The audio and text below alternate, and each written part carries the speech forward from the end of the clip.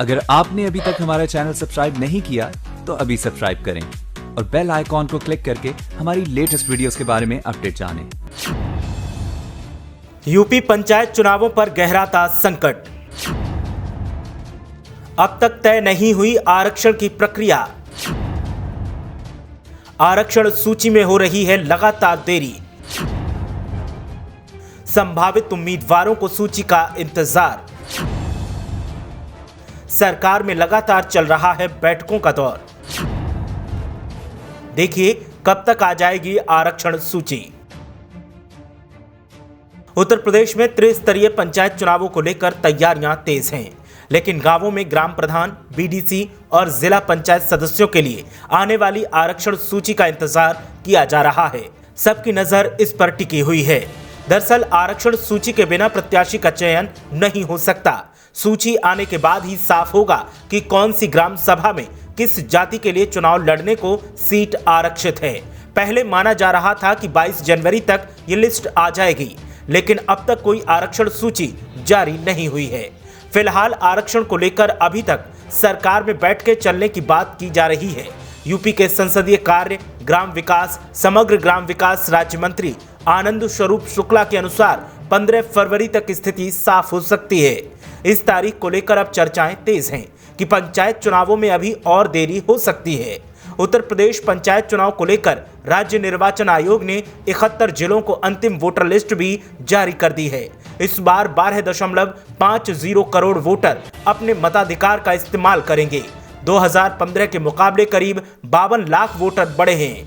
पिछली बार 11.76 करोड़ मतदाता थे। बता दें कि कोरोना के कारण देर से होने जा रहे पंचायत चुनावों को लेकर रोज नए संकेत सामने आ रहे हैं। पहले सुनने में आ रहा था कि बोर्ड परीक्षाओं के कारण चुनाव जून तक टाले जा सकते हैं, लेकिन फिर मार्च और अप्रैल में चुनाव होने के कयास शुरू हो गए। निर्वाचन आयोग की तेजी इस बात का संकेत दे रही है। हालांकि आरक्षण सूची फाइनल नहीं होने के चलते इन कोशिशों की राह मुश्किल दिखाई दे रही है। वैसे निर्वाचन आयोग चुनाव को कम समय में समेटने के लिए सरकार के एक सुझाव पर भी तेजी से काम कर रहा है। दरअसल सरकार ने एक जनपद में एक ही दिन मतदान कराने का सुझाव दिया है और निर्वाचन आयोग इसमें संभावनाएं तलाशने में जुट गया है। हालांकि एक दिन में एक जनपद में मतदान की प्रक्रिया का दबाव सबसे ज्यादा सरकार पर ही पड़ेगा। बता दें अब तक औसत एक जिले में ब्लॉक के हिसाब से 4 चरणों में चुनाव होते थे। निर्वाचन आयोग पहले चरण के बाद मतदान कर्मियों के तीसरे चरण के केंद्र पर तैनात कर देता था। इसी तरह दूसरे चरण के मतदान कर्मी चौथे चरण के मतदान केंद्र पहुंचते थे। जाहिर है कि एक दिन मतदान होने पर ज्यादा मतदान कर्मियों की जरूरत होगी, साथ ही प्रशिक्षण से लेकर तैनाती की चुनौती खड़ी होगी। बहरहाल तारीखों के ऐलान से पहले यूपी पुलिस प्रदेश भर में शस्त्र लाइसेंस के सत्यापन के कार्य में जुटी हुई है।